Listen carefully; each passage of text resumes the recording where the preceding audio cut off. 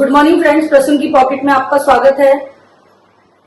धीरे धीरे हम लोग जैसे जैसे जो जॉब क्लास है सब लोग शेयर ट्रेड या शेयर में इन्वेस्टमेंट एटलीस्ट करने लगे हैं।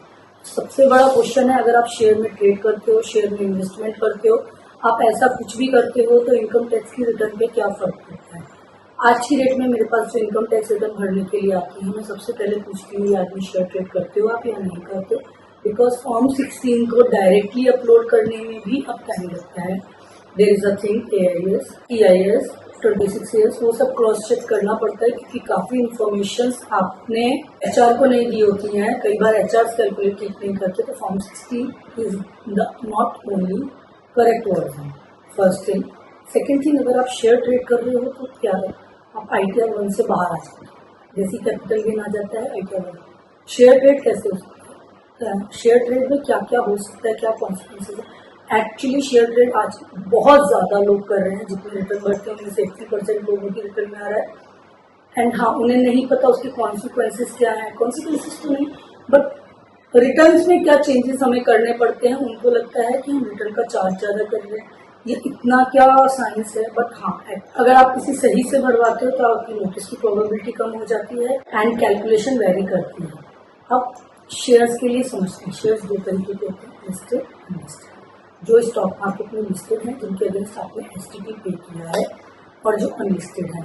ये वीडियो सिर्फ अनलिस्टेड शेयर्स का ट्रेड कर आपने किया है तो उनके लिए है। लिस्टेड शेयर्स का भी मैं अलग से बनाऊंगी। लिस्टेड शेयर्स में भी बहुत टाइप हो सकते हैं। अगर आपने अनलिस्टेड शेयर्स का ट्रेड किया है, आप कोई भी शेयर हेल्ड करते हो, भले ही आपने सेल नहीं किया है, मेरे पास अनलिस्टेड शेयर्स है, जैसे SBI के भी कुछ अनलिस्टेड शेयर्स हैं एंड OYO अभी अनलिस्टेड है। अनलिस्टेड शेयर्स जो हैं, अगर मैंने वो होल्ड किए हुए हैं, मैंने वो परचेज किए हैं, तो हर साल की ITR में मुझे वो शेयर्स दिखाने हैं।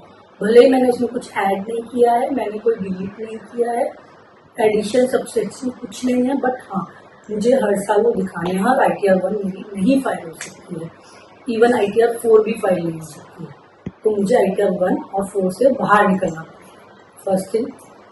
एंड सेकेंड पॉइंट, अगर आप अनलिस्टेड शेयर सेल करते हो तो सेल कैसे देखा जाएगा। फेयर मार्केट वैल्यू एक कैलकुलेट होती है अनलिस्टेड शेयर पे। एज्यूम कर लेते हैं ABC कंपनी के हमारे पास अनलिस्टेड शेयर्स हैं, उनकी फेयर मार्केट वैल्यू 150।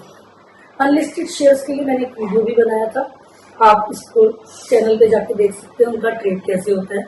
तो जो फेयर मार्केट वैल्यू होती है, जिस DP वगैरह की, वो थोड़ा कमीशन भी होता है। मतलब 150 फेयर मार्केट वैल्यू, तो अब शायद आपको 160 वाला क्लाइंट मिल जाए, शायद 140 वाला क्लाइंट।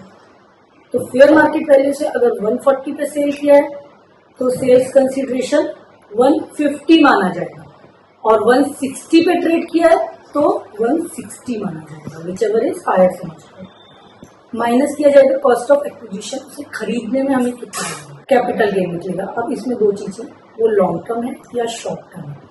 लॉन्ग टर्म जो 24 महीने से ज्यादा होल्ड किया हुआ है, शॉर्ट टर्म जो 24 महीने से कम होल्ड किया हुआ है। अगर शॉर्ट टर्म है तो कैलकुलेशन ऐसे ही है और नॉर्मल टैक्स रेट उस पर लग जाएगा जो स्लैब है। अगर वो लॉन्ग टर्म है तो इंडेक्सेशन आएगा।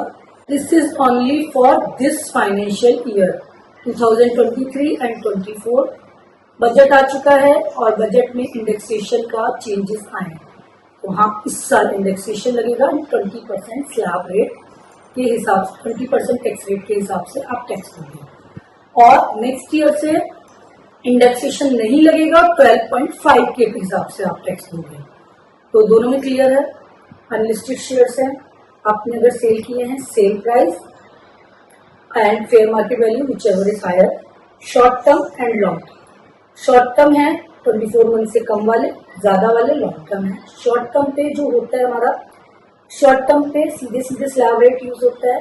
लॉन्ग टर्म पे 23-24 में जो बेचा है उसमें इंडेक्सेशन मिलेगा एंड 20% रेट लगेगा। अगले साल से अभी तक का जो अपडेट है 12.5 विदाउट इंडेक्सेशन टैक्स रेट लगेगा। इंडेक्सेशन क्या है, प्लीज CA से कांटेक्ट करें, किसी टैक्स कंसल्टेंट से कांटेक्ट करें और उससे रिटर्न करवाएं। कृपया करके ज्ञान लें, सिर्फ चीज को समझने के लिए, रिटर्न पे रिस्क ना लें, ठीक है। तो ये वाला पॉइंट क्लियर है, short term and long term. Short term and long term का पॉइंट क्लियर होने के बाद there is one more thing, unlisted shares वगैरह जो आप बेचते हो उसमें 54F का एक सेक्शन है जिसमें किसी के पास घर नहीं होता है तो वो अपनी असेट्स बेच के घर खरीदता है रहने के लिए। वो एग्जेम्पशन आपको मिल सकता है शेयर ट्रेड पे। अगर आपका ज्यादा प्रॉफिट आ रहा है, घर नहीं है और आप घर खरीदते हो तो काइंडली कंसल्ट, उसके अकॉर्डिंग प्लान कीजिए। उस ड्यूरेशन में उस रेट में अगर आप खरीदते हो तो आपकी टैक्स प्लानिंग हो सकती है, टैक्स अवेजन बनाया प्लान तो कर सकते हैं ना। अगर आपको वीडियो इन्फॉर्मेटिव लगा हो तो प्लीज लाइक शेयर सब्सक्राइब करें। प्रसून की पॉकेट के साथ ऐसे ही वीडियो के लिए बने रहें और कमेंट सेक्शन में कुछ पूछना है तो आप पूछ सकते हैं। 31 जुलाई आ रहा है, वेतन भरना ना भूलें। Always remember, respect your nation, follow your heart. जय हिंद, वंदे मातरम।